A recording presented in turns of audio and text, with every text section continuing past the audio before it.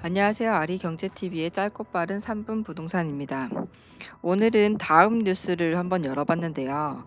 다음 뉴스, 경제 뉴스 중에 댓글이 많은 거가 이렇게 따로 나오더라고요. 그 중에서 하나를 열어보도록 하겠습니다. 오마이뉴스에 올라온 기사입니다.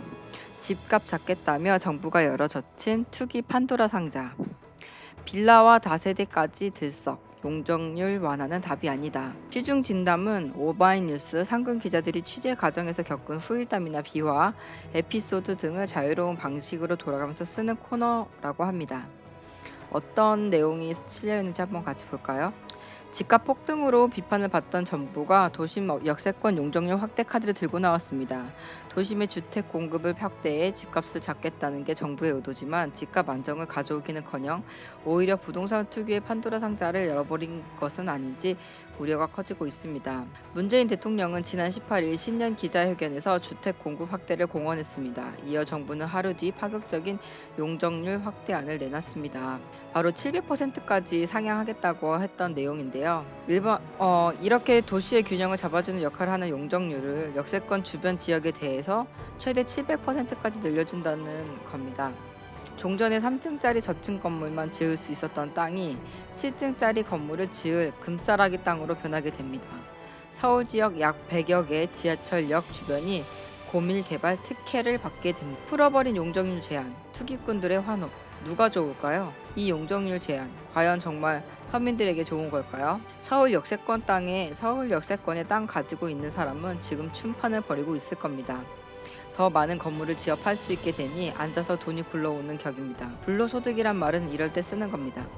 정부가 용적률 완화로 추가 공급되는 주택의 일부를 기부 체납으로 환수하더라도 기존 용적률을 적용해 개발하는 것보다 훨씬 남는 장사입니다. 용적률 완화는 부동산 시장에서 상상도 하지 못했던 개발 호재입니다.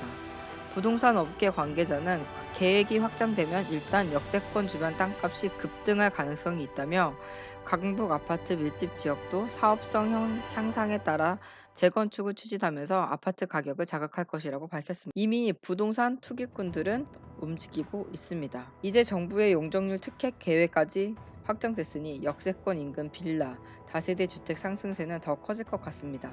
집값을 잡겠다는 정부가 오히려 집값을 밀어 올리는 형국이 됐습니다. 주택 투기판을 조장하면서 투기를 잡겠다는 공허한 말만 반복되고 있습니다. 주택 공급과 동시에 올랐던 집값. 주택 공급 문제는 집값 급등의 원인도 해법도 아닙니다. 집값이 언제부터 이렇게 올랐을까요? 박근혜 정부 시절 비싼 아파트를 대거 분양하면서부터입니다. 국토교통부에 따르면 지난 2015년 주택 인허가 건수는 공공과 민간을 포함해 총 76만 5,300호였습니다. 2014년과 2013년보다 20만에서 30만 호나 늘었습니다. 주택 공급이 늘었는데 집값은 올랐습니다. 2016년에도 72만 6천 호로 상당한 규모의 주택 공급이 이루어졌지만 매매가 상승세는 꺾이지 않았습니다. 서울을 중심으로 상승세는 더욱 커졌습니다. 건설사들이 아파트를 비싼 값을 받고 분양하고 그 가격에 따라 주변 시세도 자극하면서 상승세가 지속되어 왔습니다.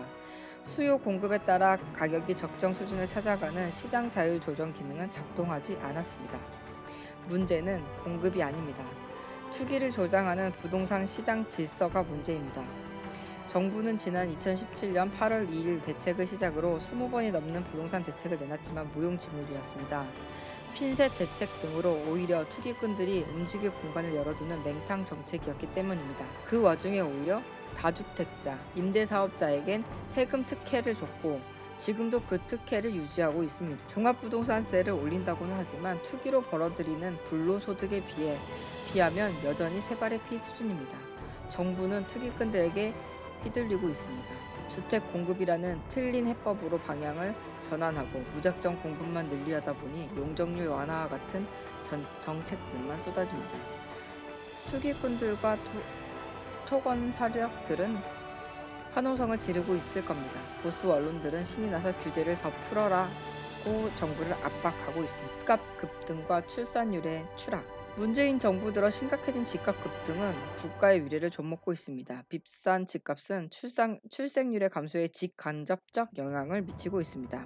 한국경제연구원이 지난해 10월 발표한 주거 유형이 결혼과 출산에 미치는 영향 보고서에 보면 월세를 사는 무주택 신혼가구가 첫째 아이를 출산할 가능성은 유주택자에 비해 55.7% 낮아지는 것으로 나타났습니다. 전세 거주의 경우 유주택자보다 첫째 자녀 출산 가능성이 28.9% 낮았습니다. 이 보고서는 대체로 맞아떨어지고 있습니다. 문재인 정부가 들어선 지난 2017년 신생아 수는 35만 7,800명이었습니다. 지난 2018년에 32만 6,800명이었고 지난 2019년에는 30만 2,700명으로 추락했습니다. 지난해 합계 출산율이 지속적으로 감소했으니 2020년 신생아 수는 20만 명대로 내려앉을 것이 유력해 보입니다. 이렇게 출산율이 저조해지고 있는데 난개발로 주택만 대책 없이 늘리면 나중에는 이를 살 사람이나 있을까요? 그렇다고 부동산 투기로 돈을 좀 번 사람들이 아이를 너다섯 명이나 낳을까요? 집값이 오를수록 그로 인해 주거비 부담이 커질수록 무주택 젊은 세대의 출산 포기는 점점 늘어날 수밖에 없습니다. 정부가 더 늦기 전에 뭐가 문제인지 제대로 짚어보길 바랍니다. 고밀 개발을 통한 주택 공급은 해법이 될 수 없다는 지적에 귀를 기울이기 바랍니다. 앞으로 아리경제TV는 여러분들이 생각하지 못했던 일반인들이 잘 모르는 경제 소식과 부동산 버블, 붕괴, 상승, 호재 등 다양한 소식의 헤드라인 뉴스를 여러분들께 전달해 드리도록 하겠습니다. 다음 영상도 기대해 주시고 좋아요와 구독은 이 채널을 유지하는 데 큰 힘이 됩니다. 영상 시청해 주셔서 감사합니다.